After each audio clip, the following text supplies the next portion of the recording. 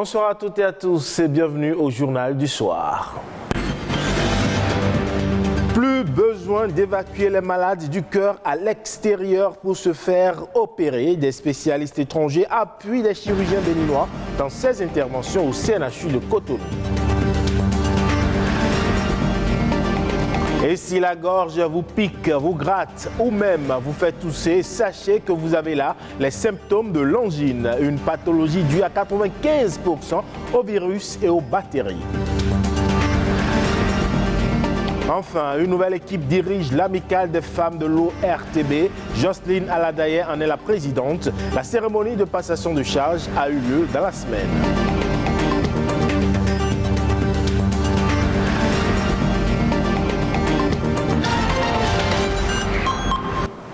Le 2 octobre de chaque année marque la journée internationale de la non-violence, journée anniversaire de la naissance de Mahatma Gandhi. Il est considéré comme le chef du mouvement pour l'indépendance de l'Inde, pionnier de la philosophie et de la stratégie de la non-violence. Décidée par l'Organisation des Nations Unies, cette journée a été célébrée pour la première fois le 2 octobre 2007. Cette journée offre donc l'occasion de diffuser le message de la non-violence, notamment par des actions d'éducation et de sensibilisation. La résolution de l'Organisation des Nations Unies réaffirme la pertinence universelle du principe de non-violence et souhaite favoriser une culture de paix, de tolérance, de compréhension et surtout de non-violence. Il est désormais possible de se faire opérer le cœur au Bénin. Le centre hospitalier universitaire Hubert Koutoukou-Maga s'illustre depuis quelques mois maintenant à travers plusieurs opérations à cœur ouvert et cela avec l'appui des spécialistes étrangers, ce qui permet de réduire les évacuations sanitaires coûteuses. Koudous Abdoulaye nous emmène dans le bloc de l'unité de cardiologie. Emad et sa maman répondent à l'appel des médecins en quittant Parakou, ville située à plus de 450 km de Cotonou. Une fois à l'unité de cardiologie, le jeune Emad doit faire quelques contrôles de routine avant le jour fixé. Le jour tant attendu est arrivé. C'est lundi 4 juillet 2022, Emad va être opéré. L'air serein, le jeune attend son tour pour rejoindre l'unité de soins intensifs.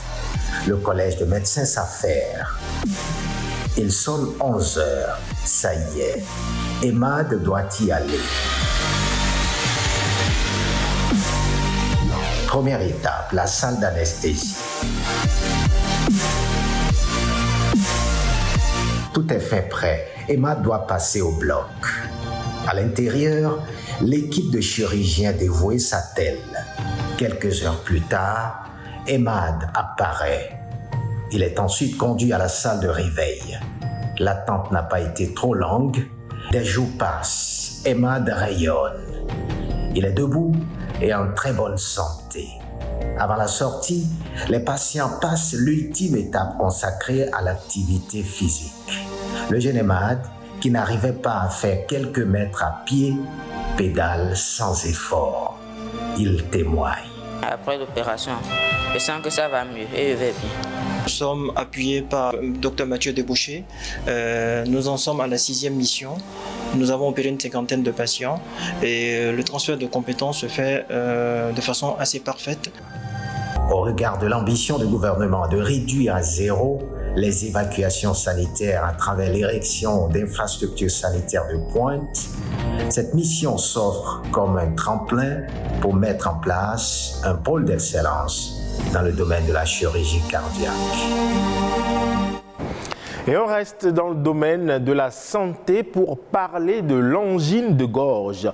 Vous ne le savez peut-être pas, mais dans 60 à 90% des cas, les maux de gorge sont dus à un virus. C'est le cas de l'angine, caractérisée par un mal de gorge important qui provoque la fièvre, les maux de tête et même des difficultés pour parler chez certaines personnes. Sans traitement spécifique, elle peut entraîner des complications. Précision. Elle est due à une inflammation des amygdales, de la membrane muqueuse et du larynx. Résultat, mal de gorge et difficulté d'avaler. L'angine, puisque c'est d'elle qu'il s'agit, est une infection dont souffrent bon nombre de personnes qui ignorent parfois l'origine, mais connaissent les manifestations. C'est une maladie qui attaque la gorge souvent et on a du mal à avaler du salive. L'angine, c'est une maladie qui crée des douleurs au niveau de la gorge. Dans 50 à 90% des cas, les angines sont souvent dues à des virus, mais elles peuvent être également d'origine bactérienne. Il peut y avoir par exemple des gens qui ont des problèmes d'allergie. Il y a des gens qui sont susceptibles à certaines choses. Il y a des gens par exemple qui sont susceptibles peut-être à l'arachide, le sucre, mais ce n'est pas forcément le sucre en lui-même. Ça peut être un additif qui est ajouté au sucre qui crée une certaine allergie. Il y a des gens qui prennent certains jus de fruits et ça leur crée comme une angine. Ils ont mal à la gorge. Une mauvaise hygiène bucco-dentaire constitue également un facteur qui favorise la contraction de l'angine. Et pour soulager la douleur, diverses recettes sont utilisées à tort et à travers par les malades. Des recettes qui entraînent des complications aux conséquences douloureuses. Face à cet état de choses, le spécialiste propose. La plupart des angines sont d'abord des angines virales. Donc au départ, ce n'est pas forcément nécessaire d'utiliser un antibiotique au départ. Mais lorsque c'est une angine bactérienne, dans ces cas, très souvent, il faut forcément faire recours à un médecin pour qu'on voit s'il faut mettre un antibiotique et quel type d'antibiotique en fonction des symptômes et en fonction de ce que le médecin verra, il saura quel antibiotique il faut utiliser. Un mauvais traitement de ce mal pourrait déboucher sur d'autres maladies plus graves. Une angine mal traitée peut être à l'origine de problèmes de rhumatisme articulaire aigu. Une angine mal traitée peut être à l'origine après de problèmes cardiaques, de problèmes articulaires. Il faut savoir que les amygdales sont une porte ouverte. Et à partir de là, les microbes peuvent diffuser à tous les autres organes du corps lorsque ce n'est pas bien traité. Les traitements de l'angine dépendent donc de son origine, mais qu'elle soit virale ou bactérienne, elle est contagieuse. Il faut donc respecter les consignes d'hygiène habituelles pour être épargné. Jocelyne Aladaye, officiellement installée dans ses fonctions de présidente de l'association de l'amicale des femmes de l'ORTB. Elle et son équipe ont arboré les attributs de l'association lors d'une cérémonie de passation de charge. Elles placent leur mandat sous le signe de la compétence et du professionnalisme. Louis Koudobo, Cédric Sosouagbo et Amandine Anyambossou y étaient. Merci beaucoup. C'est une nouvelle ère qui s'ouvre pour l'amicale des femmes de l'ORTB. Le nouveau bureau s'engage à poursuivre l'œuvre entamée par les pionnières qui ont pris l'initiative depuis 2008. Chères sœurs de l'amicale des femmes de l'ORTB, grande est ma joie de recevoir les attributs de la présidence de notre amicale. Je les reçois comme un symbole de votre confiance en ma modeste personne et en la nouvelle équipe. Notre engagement à poursuivre l'œuvre de convivialité reste entier. Au cours du mandat de 2 ans, je m'emploierai avec l'ensemble du bureau à resserrer les liens de convivialité, à consolider l'esprit d'entraide, à sensibiliser les femmes que nous sommes pour notre participation au développement du Bénin sur tous les plans. Et un accent particulier sera mis sur l'éducation et le maintien de la paix, ainsi que la promotion des femmes de l'ORTB. Et ces objectifs ne seront pas atteints sans l'appui du bureau sortant, des femmes prêtes à accompagner la nouvelle équipe pour relever les défis. Je voudrais mentionner que cette passation de service, le bureau sortant est rassuré de ce que nous passons le témoin à de braves femmes dignes de représenter l'amicale. Nous serons toujours là, nous l'équipe sortante, à vous tendre la main autant que possible afin que l'amicale aille de l'avant pour toujours. Le nouveau bureau de l'Amicale des femmes de l'ORTB compte également ressusciter les productions audiovisuelles basées sur le genre. Aller de l'avant pour toujours, c'est le souhait de ces femmes, de l'Amicale et surtout pour le nouveau bureau, afin qu'il puisse mener à bien sa mission tout au long de son mandat. Bonne chance donc à ce nouveau bureau. On s'intéresse à présent à la rentrée scolaire au Cameroun où des milliers d'enfants anglophones ont dû fuir les conflits.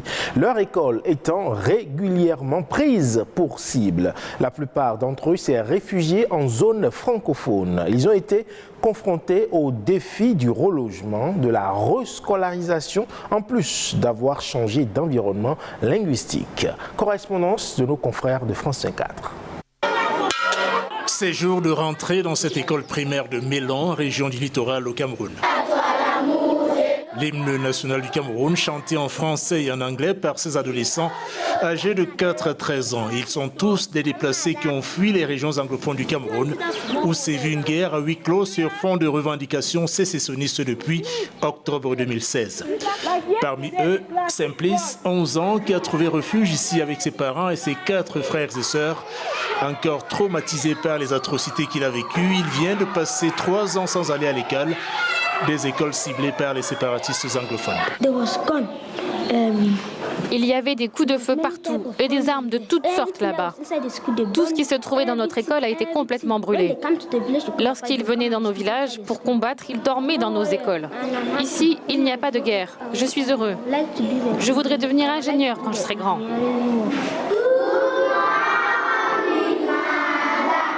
Des élèves encadrés par des enseignantes comme Virginie, elle-même déplacée interne. Exercer son métier lui permet d'oublier les affres de la guerre, même si le traumatisme reste présent. Lorsque j'enseigne, j'oublie le traumatisme. Mais parfois, si j'entends un bruit, je sursaute parce que l'expérience des coups de feu est toujours présente dans mon esprit. Plus de 200 écoles ont été incendiées par les séparatistes anglophones depuis 2016 et un mot d'ordre de ville morte est toujours en vigueur. À l'origine de cette rescolarisation des déplacés internes de la crise anglophone, un bon samaritain installé ici depuis 40 ans. Sa Majesté Alexandre Tatabon, ancien gendarme à la retraite, âgé de 80 ans, lui-même originaire de la région anglophone du Sud-Ouest, a créé cette école il y a 5 ans. Il accueille sur ses deniers personnels une 50aine de familles anglophones et se réjouit d'offrir une seconde chance à ses adolescents. Je suis satisfait d'avoir rendu service à un peuple, à une nation. Ça ne donne rien, mais les enseignants, eux aussi, comme ils sont aussi des déplacés, ils font le sacrifice pour encadrer nos enfants. La guerre qui déchire les régions anglophones du nord-ouest et du sud-ouest du Cameroun a déjà fait près de 6 000 morts et plus d'1 million de réfugiés et de déplacés internes, en majorité des femmes et des enfants. C'est l'une des crises humanitaires les plus négligées au monde, selon des ONG locales et internationales. Et ce sera tout pour ce 19h45 que vous pouvez retrouver en replay sur le site de l'ORTB le 3, w.ortb.bj, également sur la plateforme digitale de Bénin Business 24. Merci pour votre aimable attention. À bientôt.